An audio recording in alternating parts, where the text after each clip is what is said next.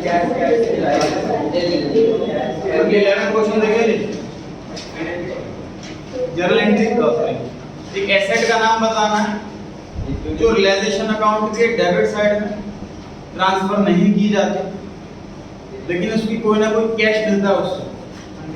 तो जितनी भी एसेट हैं जो बैलेंस शीट के अंदर नहीं आती बट सेल हो सकती, unrecorded goodwill, unrecorded investment, unrecorded typewriter, ऐसी वो सारी आइटम हैं जो बुक्स में नहीं लिखी जाती लेकिन उसकी रियलाइजेबल वैल्यू होती है, सेल होती है। कोई भी नाम लिखना था आपको इसमें। 13 क्वेश्चन इशू ऑफ डिबेंचर्स का है जी, 2 एंट्री में करना है। डिबेंचर पहले एसेट खरीदने की entry, asset to vendor, vendor नाम दे रखा तो नाम लिखेंगे, उसके बाद vendor to debenture. Doubt question 14 में है तो कोई? हां जी 12 वर्कमैन कॉम्पेंसेशन रिजर्व 50,000 रुपए है, इनमें से डिस्कस होगा आज की क्लास में रिजर्व वाले टॉपिक। रिजर्व 50,000 रुपए और क्लेम 10,000 रुपए, और हमें डिस्ट्रीब्यूट करना है पार्टनर्स के अंदर diamond chapter. Workman compensation reserve, full reserve amount to workman compensation के रीजन यहाँ पर आ रहा है, यहाँ पर सी है, workman compensation reserve, workman compensation claim, claim का अमाउंट। तो एग्जाम में रिजर्व का अमाउंट पता होगा, डेबिट में लिख दो, एग्जाम में क्लेम का अमाउंट पता होगा, क्रेडिट में लिख दो। उसके बाद अगर ये दोनों इक्वल आ रहे हैं तो बहुत अच्छी बात है, काम खत्म हो गया। अगर इक्वल नहीं आ रहे तो क्या करना है? बैलेंसिंग फिगर क्रेडिट में भी आ सकती है, बैलेंसिंग फिगर डेबिट में भी आ सकती है।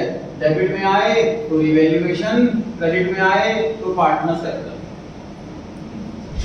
डेबिट में आए तो रिवैल्यूएशन, क्रेडिट में आए तो पार्टनर सेटल। इस क्वेश्चन में कौन सी साइड बैलेंसिंग फिगर आ रही है? क्रेडिट साइड आ रही है। तो क्रेडिट साइड में 40,000 रुपीस तीनों पार्टनर के नाम पे 532 के। और क्वेश्चन अरे ये क्वेश्चन डिसोल्यूशन में होता है तो अब तो किसी चीज का रिलेशन आया था ना।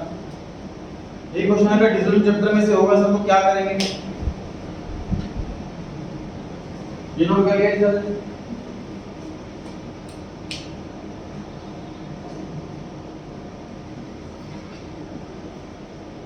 ये करेंगे रिजर्व डेबिट फुल अमाउंट से जितना क्लेम है उतना रियलाइजेशन अकाउंट में ट्रांसफर करें और बाकी में जो पार्टनर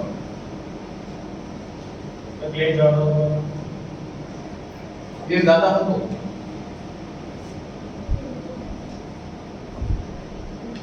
रिजर्व वाला अमाउंट दिया है, रियलाइजेशन तो कैसे करते हैं ना, वो तो पे करने की एंट्री है ना, अभी ट्रांसफर कर रहा है रिजर्व अकाउंट को। सर इसमें पे करने की एंट्री, हाँ जी इसमें पे करने की एंट्री क्वेश्चन नंबर 12 में यस सर। नहीं पे का है बाहरी क्वेश्चन। अगर एंट्री पास करने की जरूरत है, हाँ जी अगर पे करने की एंट्री पास करने की जरूरत है, हाँ लेकिन उसमें तो एक्स्ट्रा कर दिया ना हमने, मतलब एक्स्ट्रा करा है। सुनो सुनो, फिर मेरे बॉस ने बोला परचेज करिए, मैंने परचेज की एंट्री कर दी, सेल की एंट्री भी कर दी। तो बॉस मेरे को उस काम से निकालेगा कि नहीं निकालेगा? ये थोड़ा कहीं एक्स्ट्रा तो करा है कुछ, ऐसा ना हो सकता है, गलत करना गलत है, ठीक है ना भाई। गलत एक्स्ट्रा में ये हो सकता है कि मान लीजिए क्वेश्चन में डिबेंचर इशू की एंट्री मांगी और आपने डिबेंचर इंटरेस्ट की भी एंट्री कर दी। डिबेंचर इंटरेस्ट की एंट्री होनी चाहिए, होती है, बट मांगी नहीं क्वेश्चन में, फिर भी आपने कर दी, वो तो एक्स्ट्रा वाला काम होगा, उससे कुछ गलत नहीं हुआ, ठीक है। लेकिन पे करने को नहीं कहा और आपने पे कर दिया, ये तो गलत हो गया ना, ठीक है।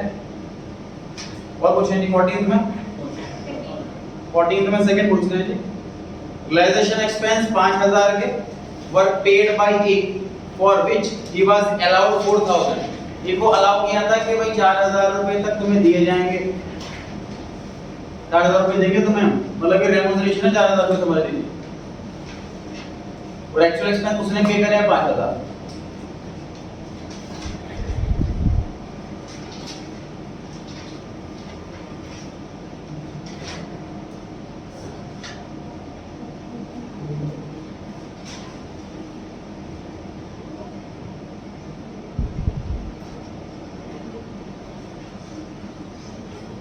4000 रुपए सर रेम्युनरेशन है।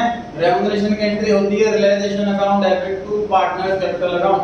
हमने अलाउ कर दिए 4000 रुपए हम दे देंगे, ये रेम्युनरेशन है। रियलाइजेशन अकाउंट डेबिट होगा, पार्टनर्स कैपिटल अकाउंट क्रेडिट होगा। अब मैं एक्सपेंस पर आता हूं। एक्सपेंस पे किसने किए? पार्टनर ने। बियर किसने करने हैं? पार्टनर ने। इन्वेंटरी ये कंप्लीट आंसर होगा। तो 6 6 पॉइंट पर आ गई जी सन्ड्री क्रेडिटर्स 2 लाख रुपए के एक्सेप्ट कर ली उन्होंने, मशीनरी 1.5 लाख वाली और डेटर 40,000 वाले। इन फुल सेटलमेंट एंट्री करी कर इन्वेंटरी फुल सेटलमेंट बढ़ा गया। ना कैश आ रहा है ना कैश जा रहा है, ना पार्टनर रिसीवर ना पार्टनर गिवर। डेटर से मिला हुआ पैसा इसको लिया claim full settlement and claim 40,000 उसके बाद कैश को ले रहा है 40,000 क्रेडिटर डेटर उठा के ले गए और मशीन उठा कर ले गए।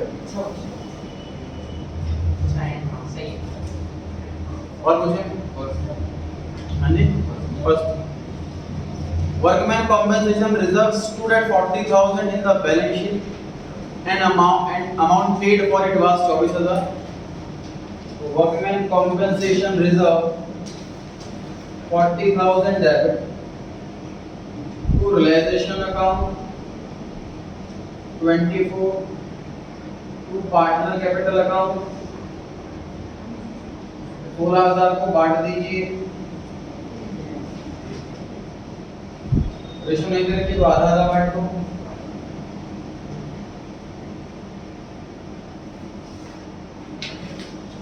उसके बाद ये क्लेम पे भी करना है। Realisation account debit to cash ये दो एंट्री करनी है। अब डिस्कस किया हमने रिजर्व को डेबिट करो फुल अमाउंट से, जितना मिले है उतना अमाउंट रियलाइजेशन में जाएगा, बच गया रिजर्व पार्टनर में बांट। तो अभी सर पे करने हैं, पे करने की entry realisation to cash. Sir अब 6 पॉइंट फुल सेटलमेंट ये वाला क्लियर हो गया जी? हां सर 6 पॉइंट में उसमें फुल सेटलमेंट लिखा होता तो फिर 10,000 रुपए रिलेशन टू कैश 10,000 कैसा रिलेशन टू कैश कैश 10,000 क्योंकि 1.5 लाख की मशीनरी और 40,000 के डेटा है, 10,000 का बैलेंस रहेगा। ठीक है हां जी। इस पॉइंट में लिखा हुआ है इन्वेस्टमेंट 20,000 रुपए की है। मिस्टर बी जो पार्टनर है वो ले गया कैश पेमेंट के बदले में। इसके लिए देखो हो गया रहा एक पार्टनर है वो कहता है इन्वेस्टमेंट मैं ले जाता हूं, यहां पर बेकार है फॉर्म बंद हो रही है मैं से ले जाता हूं। तो अकाउंटेंट क्या कर रहा है उसका अकाउंट से पैसा काटने लगा। तो पार्टनर कहता है मेरे अकाउंट से पैसा मत काटो मैं कैश दे रहा हूं। तो बी के अकाउंट से पैसा नहीं काटना, हमारे पास पैसा मिल रहा है, नॉर्मल एसेट की सेल है, cash account debit to realisation account selling price. अगर बी से काटो तो बी टू जाएगा। हाँ बी टू रियलाइजेशन आता अगर वो कैश नहीं दे रहा हो। और कुछ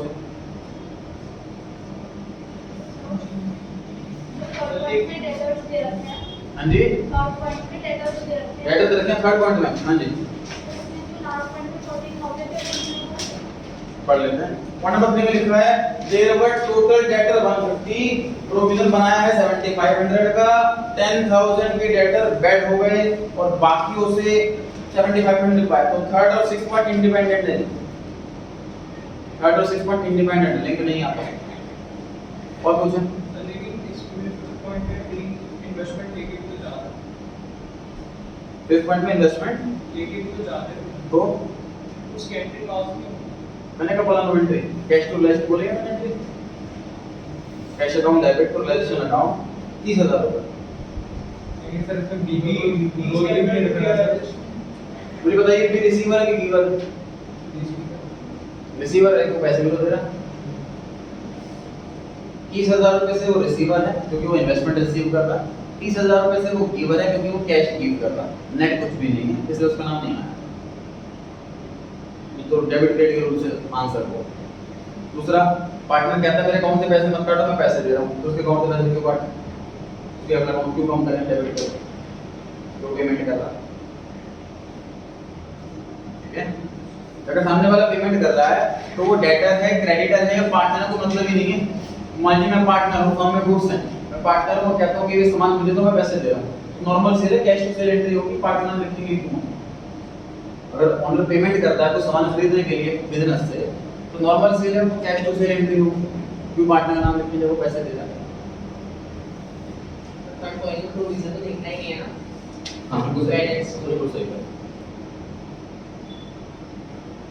अब हमें रियलाइजेशन अकाउंट में 10 बजे का सुबह टेस्ट है, ध्यान रखें।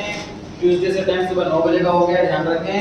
टीटीएस 9 to 10 AM ट्यूसडे से ये टाइम है, शाम को नहीं आना, मॉर्निंग में आना, ठीक है? ध्यान रखें ट्यूसडे से। टेस्ट सीरीज 7 तक को मिल चुकी है, ट्यूसडे से हम चालू रखें वही वाला।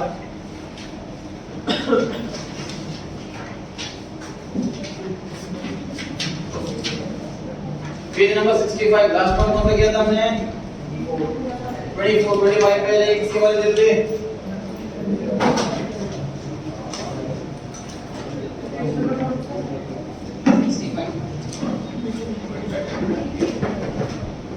इसकी बात चल रही है भाई, आगे आ जाओ।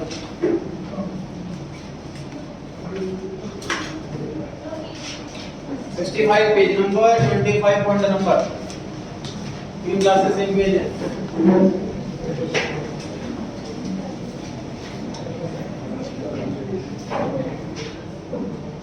ध्यान से पढ़ें सभी, अपनी कॉपी पे खुद ही कर लेंगे फटाफट इनके करने से पहले।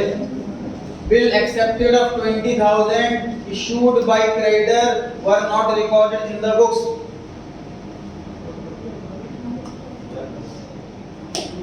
क्रेडिटर को हमने बिल ऑफ एक्सचेंज इशू करा है और इसकी एंट्री करना भूल गए, error of full omission. Perfect है जी, बिल्कुल ही। तो इसमें कोई लॉस या प्रॉफिट नहीं हो रहा कि रिवैल्यूएशन अकाउंट डेबिट या क्रेडिट करें। जब हम क्रेडिटर को बीपी इशू करते हैं तो बीपी नाम की लायबिलिटी बढ़ जाती है और क्रेडिटर नाम की लायबिलिटी घट जाती है, ये एंट्री होती है। कार्तिक आप पता है रिवैल्यूएशन अकाउंट में किधर लिखेंगे इसको? डेबिट या क्रेडिट? आप बताएंगे रिवैल्यूएशन अकाउंट में आएगा ही नहीं। जब एंट्री में रिवैल्यूएशन नहीं आया तो लेजर में रिवैल्यूएशन क्यों आएगा? आकांक्ष आप पता है पार्टनर्स कैपिटल में किसका आएगा, डेबिट या क्रेडिट? नहीं आएगा। पीछे दिखा आप पता है जी बैलेंस शीट में क्या करें इसके साथ?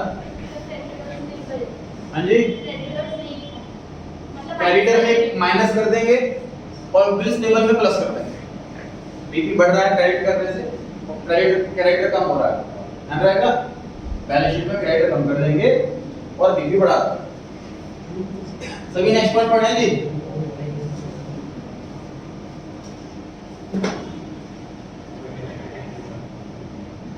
26 पॉइंट कराता हूं, बाद में 27 पर आ जाइए। 27 में लिखा हुआ है creditor are to be paid 10,000 more और बुक वैल्यू दे रखी है क्रेडिटर की 1,20,000।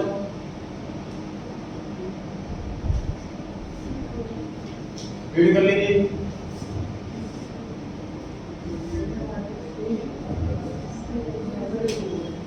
अब है आपकी बारी।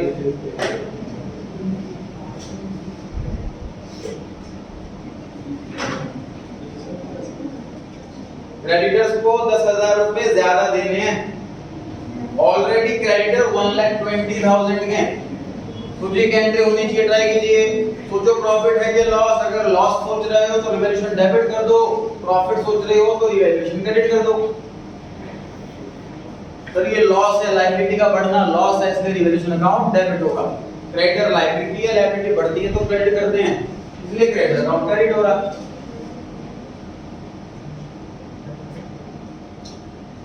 बैलेंस शीट जल्दी आइए, लिखिए जी इनको।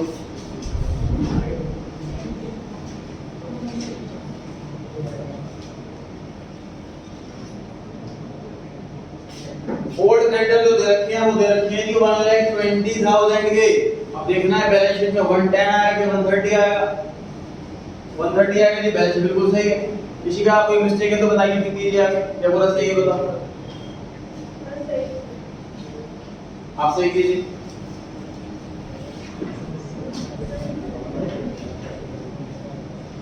क्लास में जो लेजर चैप्टर है वो एग्जाम में नहीं आता, इसलिए आपको ज्यादा अच्छे से नहीं पढ़ाया जाता, इसलिए आपका लेजर चैप्टर वीक रह जाता। लेकिन आपको मेहनत करनी चाहिए लेजर चैप्टर के अंदर, क्योंकि पूरी 12th में लेजर ही पढ़ा होगा। रिवैल्यूएशन अकाउंट डेबिट हो रहा है तो रिवैल्यूएशन के डेबिट साइड में ही अमाउंट लिखा जाएगा, सही है।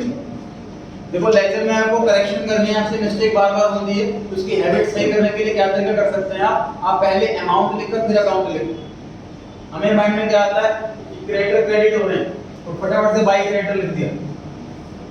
अपने माइंड में क्या करो, पहले अमाउंट लिखो। एंट्री में देखो revaluation account debit 10,000, revaluation account debit 10,000, पहले अमाउंट लिख दो। एंट्री में रिवैल्यूएशन डेबिट हो 10,000 से, तो डेबिट लिख दो। फिर उसके बाद डेबिट साइड लिखो, क्रेडिट साइड आती है तो लिखो क्रेडिट साइड।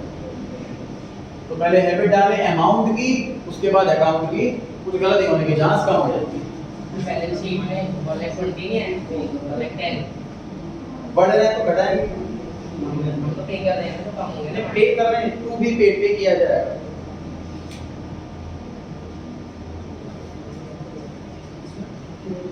$28 पॉइंट पर आ गए नहीं हम, अरे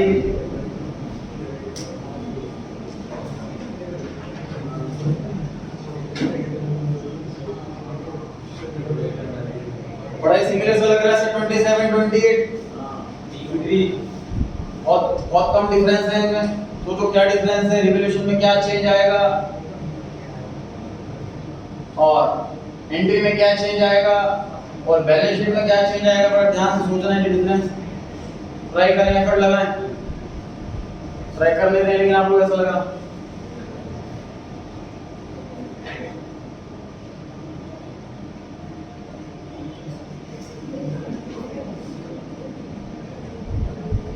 चलिए आगे नेक्स्ट आइए। तो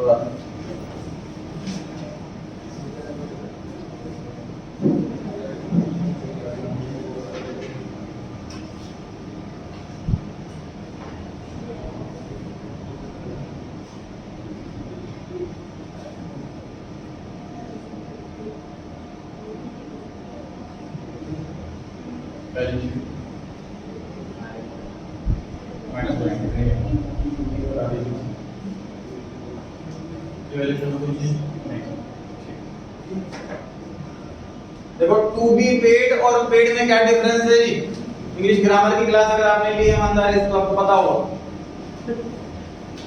पेड तो पास्ट टेंस है सर, जो लास्ट वाला है जो हमने अभी भी पढ़ा उसमें पे हो गया कैसा, क्रेडिटर नाम की लायबिलिटी खत्म हो गई पूरी तरीके से। तो बैलेंस शीट में क्रेडिटर बचे ही, ड्रॉप कर आउट। 10,000 रुपए से क्रेडिटर बढ़ गए, रिवैल्यूएशन टू क्रेडिट 10,000 रुपए का नुकसान हो गया। 120 के थे 10 से बढ़ाए 130 के हो गए और पूरा 130 पे कर दिया। इसकी आप कमांड एंट्री भी कर सकते हैं। क्रेडिटर डेबिट जितनी बुक वैल्यू है, रिवैल्यूएशन डेबिट 10,000 का नुकसान हो गया, टू कैश 1,30,000 रुपए पे हो। सर डायरेक्ट एंट्री तो वही होगी ना, क्योंकि बुक वैल्यू तो 1,25,000 है क्रेडिटर्स की।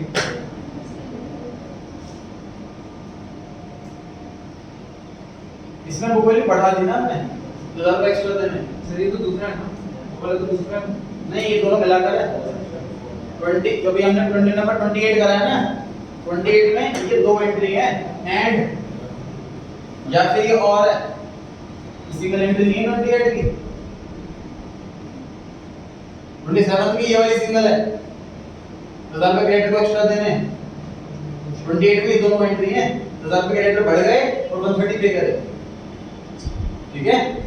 27 में सिर्फ ये वाली एंट्री लिखनी है आपको, 28 में ये और ये दोनों या फिर कंबाइंड इन दो की जगह ये, ठीक है। टू बी पेड का मतलब पे करेंगे और पेड का मतलब पे कर दिया। रिवैल्यूएशन अकाउंट में कोएफिशिएंट 10,000 रुपए का लॉस हो रहा है, बैलेंस शीट में फर्क पड़ता है। पे नहीं करा तो लायबिलिटी एज इट इज बरकरार रहेगी, बड़े हुए अमाउंट से पे कर दिया तो लायबिलिटी खत्म हो गई। लेकिन लेजर में डिफरेंस आ जाएगा ना, तो किसके लेजर रिवैल्यूएशन के वहां पे अगर ये वाली एंट्री पास होगी तो कैश आ जाएगा और ब्रैकेट में क्रेडिटर मेंशन कर देंगे। सर कैश में कम नहीं होगा, कैश भी कम होगा, बिल्कुल कैश भी कम होगा, मान लो 30,000। देन जी बढ़े आगे, जब हमने बेसिक एंट्रीज कंप्लीट करी है एसेट लायबिलिटी वाली जो आपके क्वेश्चंस में आने वाली है। आप टॉपिक वाइज देखिए, चल रहे जैसे क्वेश्चन नंबर 3 है, स्पेशली बनाया गया वर्कमैन कॉम्पेंसेशन रिजर्व पे। इस पे कितने केस आ सकते हैं, वर्कमैन कॉम्पेंसेशन रिजर्व ज्यादा है, क्लेम कम है, क्लेम ज्यादा है, रिजर्व कम है, क्लेम नहीं है, रिजर्व नहीं है, बराबर है, सारे केसेस कवर हो जाएंगे। और 6 केस रखने हैं इसी के टॉपिक पर, बड़े ध्यान से। क्वेश्चन 3 में लिखा हुआ है एक पार्टनर है और बैलेंस शीट में क्या लिखा हुआ है वर्कमैन कॉम्पेंसेशन रिजर्व कितना दे रखा है 1 लाख रुपए दे रखा है। अकाउंटिंग एंट्री बतानी है 6 केसेस में। तो क्वेश्चन 3 से ऊपर ग्रीन कलर से मैंने एक एंट्री लिखी हुई है, वो एंट्री इन 6 के 6 केस में काम करेगी। बड़े एंट्री लिखी है वर्कमैन कॉम्पेंसेशन रिजर्व डेबिट करो बुक वैल्यू से जितनी बुक्स में मतलब जितनी बैलेंस शीट में दे रखी है। मतलब सर इस क्वेश्चन में बैलेंस शीट में लिखा हुआ है रिजर्व 1 लाख रुपए, तो इन 6 के 6 केस में वर्कमैन कॉम्पेंसेशन रिजर्व डेबिट होगा 1 लाख से, सही है। उसके बाद लिखा हुआ है डेबिट साइड में रिवैल्यूएशन अकाउंट की बैलेंसिंग फिगर, मतलब मान लो सब कुछ करने के बाद डेबिट साइड छोटी हो तो लिख दो रिवैल्यूएशन। अब आते हैं क्रेडिट साइड पे, टू वर्कमैन कॉम्पेंसेशन क्लेम, ये नाम लिखना जितना क्लेम दे रखा है बेसिस में जितना क्लेम दे रखा है वो वाला नाम लिखना। उसके बाद टू प्रोविजंस को छोड़ दो अभी। उसके बाद to old partners capital account balancing figure, मतलब अगर बैलेंसिंग फिगर डेबिट साइड बड़ी है क्रेडिट साइड छोटी है तो लिखना क्रेडिट साइड में पार्टनर्स कैपिटल। तो मिलाकर सर हमने क्या चीज देख ली कि वर्कमैन कॉम्पेंसेशन रिजर्व डेबिट करो रिजर्व वाले amount, workman compensation claim credit करो क्लेम वाले अमाउंट से।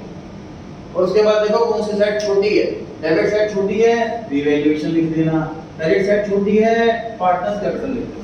दोनों में से कोई एक ही चीज है।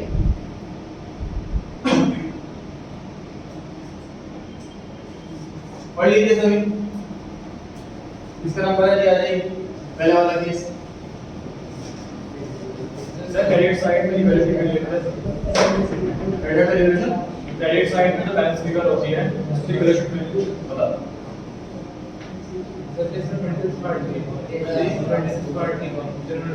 हमें उसमें टाइम लगाऊंगा, रिजर्व वाले टॉपिक के बाद कराऊंगा, वो रिजर्व वाला टॉपिक है। ध्यान से पढ़ेंगे सभी और खुद से कोशिश करने, बड़ा आसान सी एंट्री है तो कॉपी पे कीजिए बुक से, सारे केस कॉपी पे खुद से कीजिए फटाफट। Workman compensation reserve account debit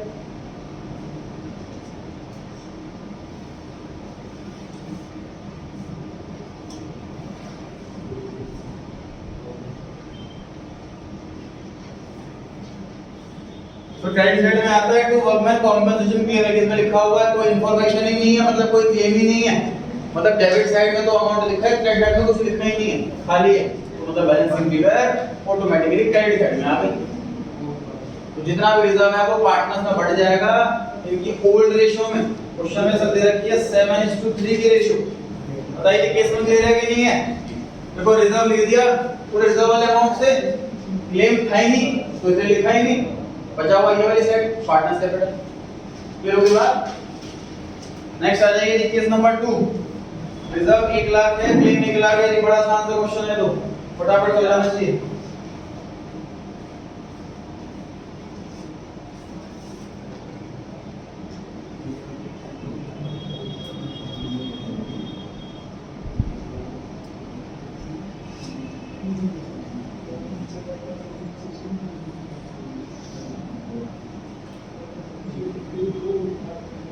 perfect है जी, बिल्कुल ऐसा चाहिए फटाफट से।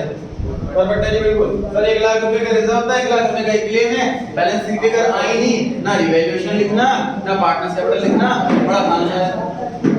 थर्ड केस पे आ जाइए फटाफट से।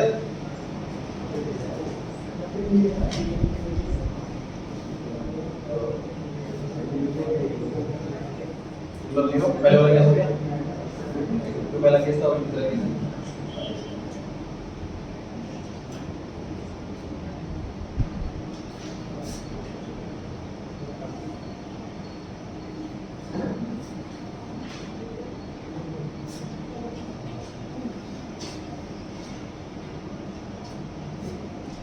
सर रिजर्व है नहीं मतलब बिल का मतलब पहले वाला केस तो हो गया, पहले वाले केस में कोई इंफॉर्मेशन नहीं है, इस वाले केस में इंफॉर्मेशन दे रखी है कि नील है। तो फर्स्ट केस और थर्ड केस दोनों का आंसर सेम, क्लेम है ही नहीं तो सारा का सारा रिजर्व पार्टनर्स में बांट दीजिए 70,000 ए में और 30,000 बी में 7:3।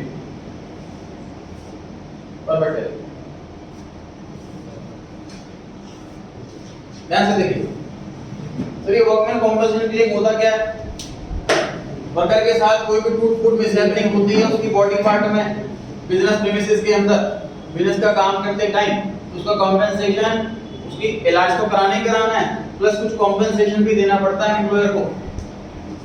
एम्प्लॉयर को इलाज तो कराना ही होता है, उसके अलावा कुछ कॉम्पेंसेशन भी देना पड़ता है। देखो गलती एम्प्लॉय की है, फिर भी कॉम्पेंसेशन एम्प्लॉयर को देना पड़ता है।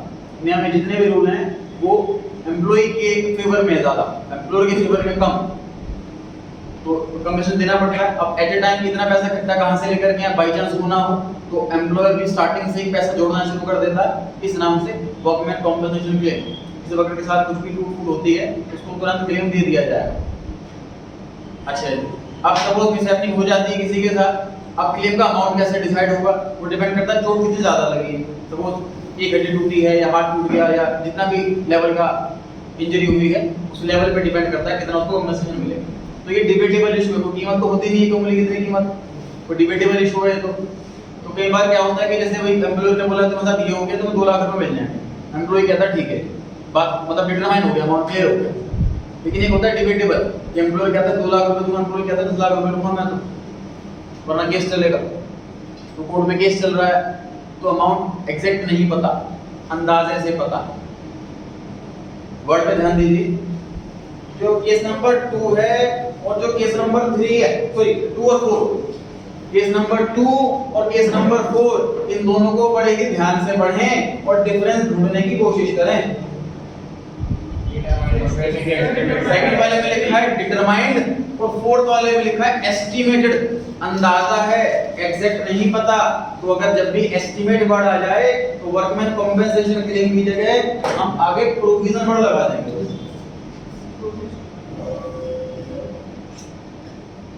Provision for workman compensation claim, तो प्रोविजन कहते हैं उसको मैं, जो लायबिलिटी एस्टिमेटेड होती है उसी को प्रोविजन कहते हैं। तो अगर ग्रीन कलर की एंट्री में जो मैंने छुपाई थी लाइन, यही वाली लाइन थी कि अगर एस्टिमेटेड लिखा हो तो प्रोविजन वाली लाइन लिखना, डिटरमाइंड वर्ड लिखा हो तो बिना प्रोविजन वाली लाइन लिखना। केस नंबर 4 में लिखा हुआ है एस्टिमेटेड, उसमें जो लाइन आएगी वो आएगी प्रोविजन वाली। 1 लाख रुपए का रिजर्व और 1 लाख रुपए estimate, to provision for workman compensation claim 1 lakh. मतलब जो आंसर आपने केस 2 में लिखा था वही आंसर आपको लिखना है केस 4 में, बस प्रोविजन फॉर ये 2 वर्ड ऐड कर दें। क्लियर हो गया फोर्थ केस? अगर यहाँ 80,000 होता तो प्रोविजन 20,000 पार्ट आएगा नहीं होगा, तो देखो वाला केस नंबर 5 पर आ गए, आ जाइए, किसकी बारी आ गई? अब आपको खुद देखना है डिटरमाइंड, तो केस 6 वाला आ गया। डाउट बता दो, ये वाला केस कंप्लीट करना डाउट है। केस नंबर 5 पे ले जाइए। अब आपको खुद देखना है कि प्रोविजन वर्ड लगाना है कि नहीं लगाना, डिटरमाइंड है कि एस्टिमेटेड है। क्लेम है 80,000 रुपए, केस नंबर 5।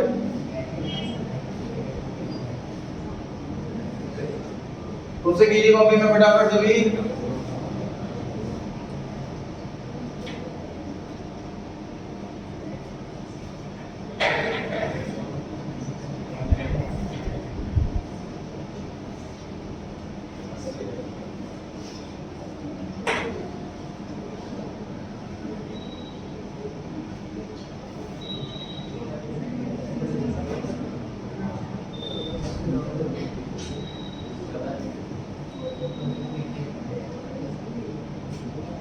सही है जी, बिल्कुल। रिजर्व में 1 लाख रुपए फुल अमाउंट, क्लेम में 80,000 रुपए जितने का क्लेम है, और बाकी बच गया 20,000 रुपए वो पार्टनर्स में बांट देंगे इनकी प्रॉफिट शेयरिंग रेशियो में 7/10 3/10, मतलब कि 14,000 और 6,000।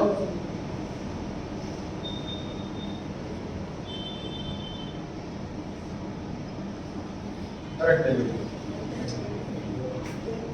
केस नंबर 6 पर आ गया जी, लास्ट केस इसका क्लेम जो है वो 1,10,000 रुपए आ गए। किसकी बारी आ गई?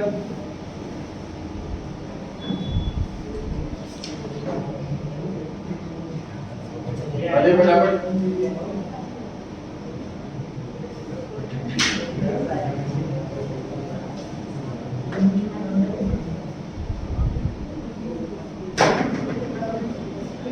रिजर्व 1 लाख के, रिजर्व में 1 लाख के रहेगा। क्लेम है 1,10,000, तो क्लेम के आगे लिख दीजिए 1,10,000, क्लेम के आगे 1,10,000। अब क्योंकि क्रेडिट साइड बड़ी है, डेबिट साइड छोटी है, तो ऐसे केस में क्या करते हैं जी हम डेबिट साइड में लिख देते हैं रीवैल्यूएशन अकाउंट। तो डेबिट साइड में लिखते हैं ऊपर, इसके ऊपर रीवैल्यूएशन अकाउंट डेबिट। जब भी क्लेम ज्यादा हो और रिजर्व कम हो तो रीवैल्यूएशन अकाउंट डेबिट हो जाता है। इतना डिफरेंस अमाउंट आ रहा है, 10,000 रुपए का डिफरेंस आ रहा है, 10,000 रुपए आ जाएगा इसमें। सही है। अच्छा देख करेक्शन करनी है, इसमें क्या करेक्शन करें बताइए।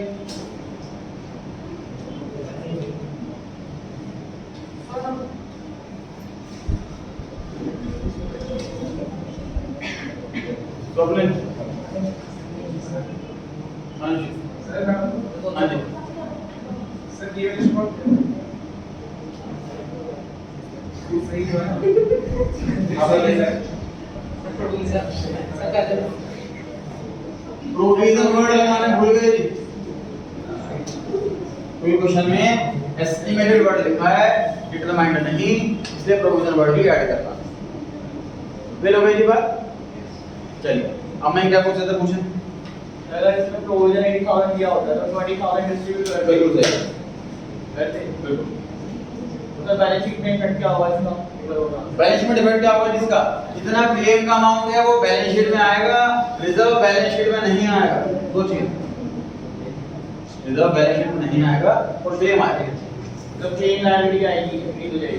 हाँ जी, मतलब क्लेम वाली लायबिलिटी बढ़ जाएगी। जो क्लेम है उसकी लायबिलिटी बढ़ेगी नहीं, वो तो क्रिएट होगी ना। नहीं पहले तो जीरो थी।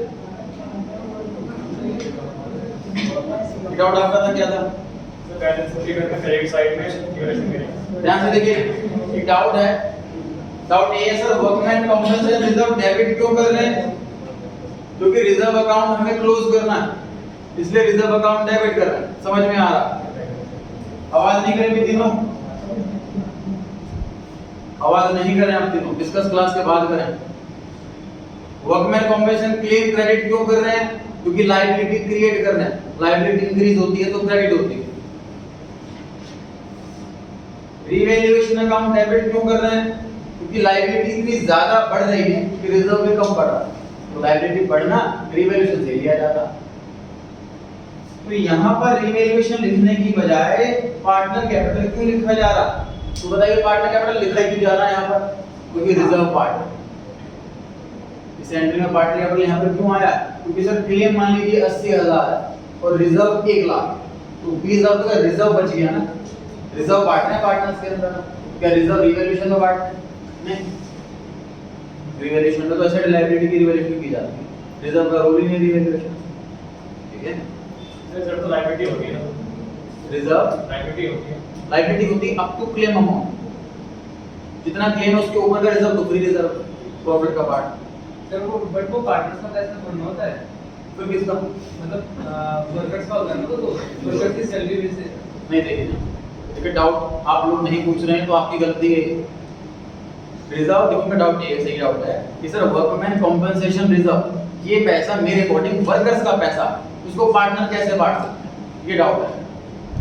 उसका आंसर ये है कि हमने ना रिजर्व क्रिएट करा था अंदाजे से, क्योंकि हमें नहीं पता मिसहैपनिंग होगी कि नहीं होगी, कब होगी और कितनी होगी। अंदाजे से हमने इकट्ठा कर रखा था। ठीक, जो मिसहैपनिंग होनी थी वो हो गई और पता लग गया अमाउंट कितना है उसका। उसके ऊपर का पैसा तो हमारे ही है। फॉर एग्जांपल मैं रिपीट करता हूं, एग्जांपल पहले दिया था। मान लीजिए आप बाइक या लैपटॉप वगैरह लेने के लिए पैसे जोड़ रहे हैं। मान लीजिए आपने 1 लाख रुपए जोड़ दिए हैं लैपटॉप लेने के लिए और लैपटॉप 80,000 रुपए का आया, फिर तो 20,000 का आपका फ्री रिजर्व हो गया ना। इसमें उस 20,000 रुपए बचा वो भी लैपटॉप नहीं यूज करना, ऐसा थोड़ी ना। वैसे वर्कर को कॉम्पेंसेट करने के लिए हमने 1 लाख रुपए इकट्ठे कर लिए थे। अब वर्कर को सिर्फ 80,000 रुपए देने, 20,000 बचता हुआ हमारे ना पार्टनर्स के लिए वो वर्कर थोड़ी ना। ठीक है, तो जो इसको रिजर्व क्रिएट करा होगा प्रोविजन भी नहीं लिखा है इसमें। रिजर्व क्रिएट करना प्रोविजन नहीं लिखा है सर। रिजर्व क्रिएट करते टाइम कभी-कभी प्रोविजन लिखते हैं, कभी-कभी प्रोविजन नहीं लिखते हैं। ऐसा क्यों? चैप्टर नंबर 16 में 11th class, difference between provision and reserve. Compulsory liability होती है तो प्रोविजन बड़ा लगाते हैं, कंपलसरी लायबिलिटी नहीं होती तो रिजर्व बड़ा लगाते हैं। ठीक है, तो प्रोविजन फॉर इलेक्ट्रिसिटी बिल ये कंपलसरी है, देना ही देना होगा। अभी तक बिल करके आया नहीं इसलिए पता नहीं अमाउंट, इसलिए प्रोविजन बड़ा लगाएंगे। वर्कमैन कॉम्पेंसेशन रिजर्व, जरूरी नहीं कि मिसहैपनिंग होगी, कंपलसरी लायबिलिटी नहीं है, इसलिए वहां पर रिजर्व लगाते हैं। और क्वेश्चन 6.8 है सर। वो रिजर्व वाला टॉपिक कंप्लीट करने के बाद कराऊंगा मैं, चलिए भी करा दूंगा कब भूल गया। 26 पढ़े जी। General reserve already appears 25,000 to be increased by 10,000।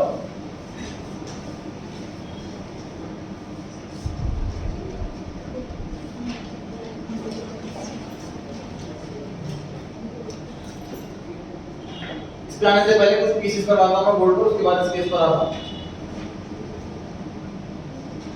General reserve 10,000 दे रखा है सर, क्या एंट्री पास करेंगे? जनरल रिजर्व डेबिट, मान लेते हैं दो पार्टनर हैं। General reserve sir free reserve है, पार्टनर्स ने अपने प्रॉफिट से बनाया था, उसी प्रॉफिट के रेशियो उसको वापस बांट देंगे। मतलब बैलेंस शीट के अंदर जनरल रिजर्व दे रखा हो तो उसकी एंट्री पास होगी general reserve debit to partners capital account in their old profit sharing ratio. सही। Case number 2, general reserve 10,000 is not to be distributed। Question में बोला है कि डिस्ट्रीब्यूट नहीं करना जनरल रिजर्व।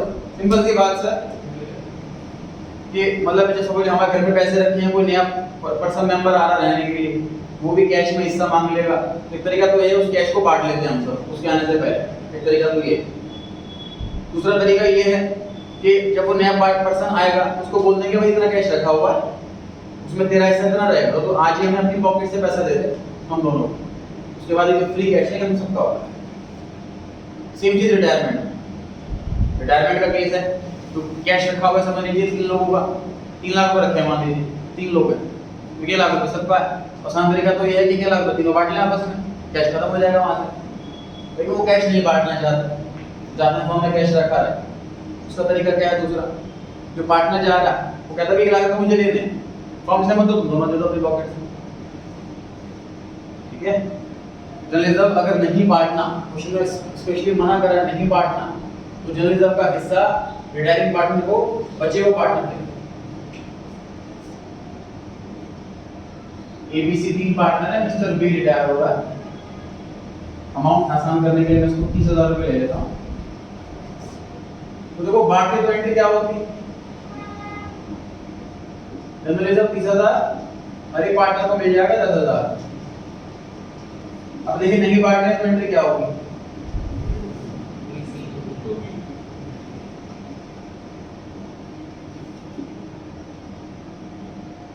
समझे इस चीज को। सर ये एंट्री कब करनी है, ये एंट्री तो हमेशा करनी है, बांटने के लिए बोला हो बांटने के लिए ना बोला हो हमेशा एंट्री करनी है। ये वाली एंट्री कब करनी है, स्पेशली रोका हुआ आपको एंट्री नहीं करनी, डिस्ट्रीब्यूट नहीं करना, स्पेशली मना कर रखा, तब ये वाला काम करना। समझ लो गुडविल हो गई है, गेनिंग पार्टनर को डेबिट करो, सैक्रिफाइसिंग पार्टनर को क्रेडिट करो। मिस्टर बी को 10,000 रुपए मिलने थे, चेक करो 10,000 रुपए मिल रहे हैं बी को, लेकिन सर ए और सी इसमें तो पैसे मिल रहे थे, ए और सी को, इसमें उनके अकाउंट से पैसा काटा जा रहा है, तो नुकसान लग रहा है हमें और सी का। नुकसान कैसे नहीं है देखिए, इसी वाले केस में फ्यूचर में जब रिजर्व बढ़ेगा तो एंट्री क्या होगा, रिजर्व 30,000 रुपए का है, इन दोनों को 15-15 मिलेंगे, तो देखो फ्यूचर में ए को 15 मिल जाएगा 10 की बजाय, तो 5 का बेनिफिट से फ्यूचर में होने वाला, इसलिए वो आज ही 5,000 रुपए दे देगा। सेम केस मिस्टर सी 10,000 रुपए मिलने थे इसको, अभी के जाने से इसको 15 मिलेंगे, 5 का फायदा होने वाला, ये आज अपने पॉकेट से 5,000 रुपए दे देगा। तो प्रेजेंट में ये एंट्री है, फ्यूचर में ये एंट्री है, इसको मर्ज कर दो तो ये एंट्री बन गई। तब एंट्री एग्जाम में कभी नहीं करनी होती, एग्जाम में ये वाली एंट्री करनी होती है या फिर ये वाली एंट्री करनी होती है। 90% केस में ये वाली एंट्री, 10% केस में ये वाली एंट्री। ये कब करनी है, जब ये वाली लैंग्वेज हो, it not to be distributed, the partners want to carry the general reserve. फिर के बाद गेनिंग रेशियो में होगा ना डिस्ट्रीब्यूट, ये वाली बात कर रहे हो, ये वाला हां गेनिंग रेशियो, गेनिंग से की बात। फिर मेरी बात, अब ये दो केस दिखाए मैंने आपको बोर्ड पर कि रिजर्व ने बांट दिया सिंपल तरीके से। दूसरा केस मैंने ये बताया कि रिजर्व नहीं बांटना तो इसमें एंट्री पास करनी। अब ये तीसरा केस सिचुएशन है कि रिजर्व बढ़ाना है। रिजर्व 25,000 रुपए का था और उसे बढ़ाना है 10,000 रुपए से, मतलब इसको 35 का बनाना। तो एंट्री क्या होगी? बढ़ाने के लिए देने को डेबिट करूंगी क्रेडिट करूंगा? बताओ। क्रेडिट करेंगे।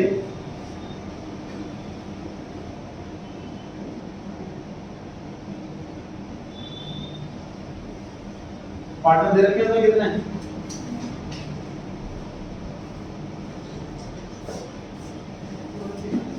पार्टनर्स कैपिटल अकाउंट है, ये तो वही क्रिएट करने की एंट्री। पार्टनर के अकाउंट से पैसा काटो और रिजर्व 10,000 रुपए से बढ़ाओ। अब रिजर्व कितना हो गया? 35 का हो गया। अब ये वाली एंट्री बात करेंगे। Gaining partner debit to sacrificing partner. जिसने जितना सैक्रिफाइस करा, जिसने जितना गेन करा, तो ये तो एंट्री होगी। वो एंट्री होगी। रिजर्व 25 से 35 करना है, 10,000 रुपए बढ़ाना है, 10,000 रुपए बढ़ाने की entry. Partners capital account debit to general reserve, ये old partners capital account debit हो रहा है, ओल्ड रेशियो। उसके बाद रिजर्व बन गया 35,000 रुपए का, क्योंकि वो चाहते हैं कैरी करें 35,000 रुपए को, इसलिए इसमें एंट्री पास कर दी है। तीन पार्टनर को डेबिट में बिठाओ, सेकंड पार्टनर क्रेडिट में बिठाओ। मेरा रिवैल्यूएशन क्रेडिट था। रिजर्व का रिलेशन से क्या लिखना? एसेट ना लायबिलिटी, ना बिगिनर ना पे करना। दोनों का बैलेंस डायरेक्ट रेशियो में आता है। वो का एग्जांपल में दिया हुआ था, ये वर्कमेंट से मैंने लिख लिया, नोट डाउट पूछा था किसी ने, एग्जाम में कभी आया नहीं है क्वालिटी वाला, कि बच्चों को ये वाला डर रहता है, गेनिंग सैक्रिफाइसिंग वाला।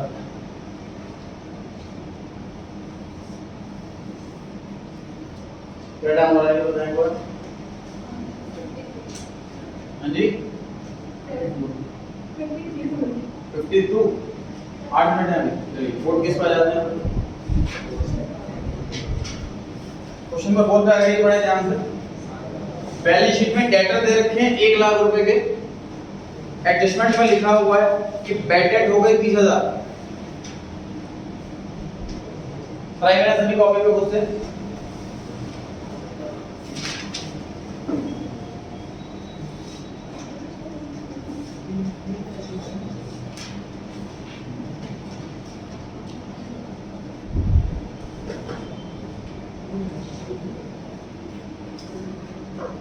Revaluation account debit to debtor account.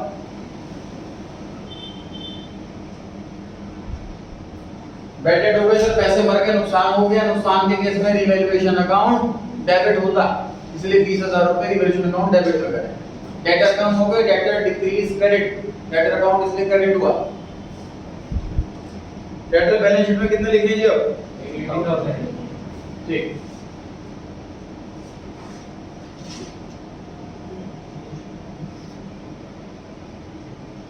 Debtor balance sheet में आएंगे 80,000। पॉइंट नंबर 2 पर आ गए हम केस 2 पढ़ें। केस 2 में लिखा है provision for doubtful debts is to be maintained at 10%। 10% maintain करना है ये प्रोविजन। नुकसान हो गया, रिवैल्यूएशन अकाउंट डेबिट 1 लाख का 10% 10,000 to provision for doubtful debts, to provision for doubtful debts. Bad debt होने में कंफर्म्ड पैसा मर गया है और प्रोविजन वाले में हमें डाउट है कि पैसा मर सकता है, इसलिए बना रहे हैं प्रोविजन। बैलेंस शीट में डेटर कितने आएंगे? 1 लाख। सर एंट्री में डेटर नहीं आया, एंट्री में डेटर नहीं आया तो इसका बैलेंस बढ़ घट कैसे जाएगा? हमने डेटर कम नहीं करे, एक नया अकाउंट ओपन करा है प्रोविजन अकाउंट। ध्यान रहे, debtor account is a separate account, provision account is a separate account. सिर्फ प्रेजेंटेशन पर्पस के लिए प्रोविजन का क्रेडिट बैलेंस है, उस हिसाब से लायबिलिटी साइड में आना चाहिए। सिर्फ प्रेजेंटेशन पर्पस से लायबिलिटी में ना दिखा करके इसको डेटर में से लेस करके दिखा रहे हैं। ये ना सोचे कि डेटर के अकाउंट का बैलेंस 90 रहेगा। ध्यान रहे, debtor is a separate account 1 lakh, provision is a separate account 10,000। सिर्फ प्रेजेंटेशन के लिए इसको मर्ज करके दिखा रहे हैं। अगले साल जब डेटर जाएंगे लेजर तो 1 लाख रुपए जाएगा, अब पैसा आते जाएगा। सर वैसे हम डायरेक्ट भी तो लिख सकते हैं ना। नहीं, बैटेड वाले केस में कर सकते हैं डायरेक्ट, क्योंकि डेटर कम हो जाते हैं। प्रोविजन वाले केस में डायरेक्ट करोगे तो मार्क्स काटेंगे। थर्ड केस पर आ गए जी, 20,000 रुपए के बैटेड भी हो गए और 10% का प्रोविजन भी मेंटेन करना।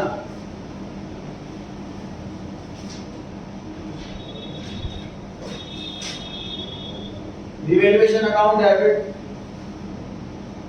To debtor account to provision for doubtful debts. पता डेटर में कितना 20,000 कितने बैटेड हो गए, उसमें कितना है 10,000 8,000 1 लाख रुपए में से 20,000 के तो बैटेड हो गए, तो डेटर बचे कितने 80,000 के। हमें लग रहा है 10% पैसा मर सकता, तो 80,000 का तो मरेगा 10%, वीजा का तो पूरा पैसा मरेगा, 100% पैसा मर चुका होगा। तो 80,000 का 10% 8,000। ऐसे दो एंट्री कर सकते हैं। हाँ, दो में कर सकते हैं। डेटर कितना लिखे जी बैलेंस शीट में 8,000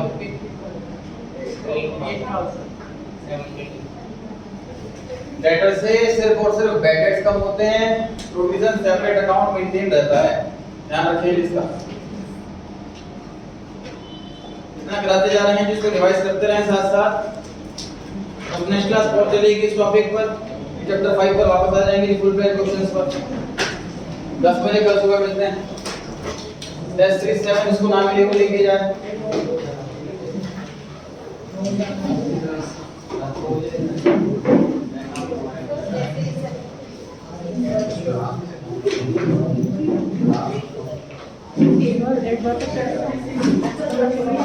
हाँ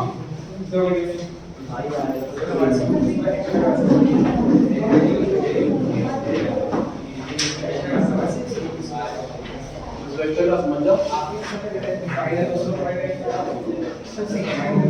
क्या है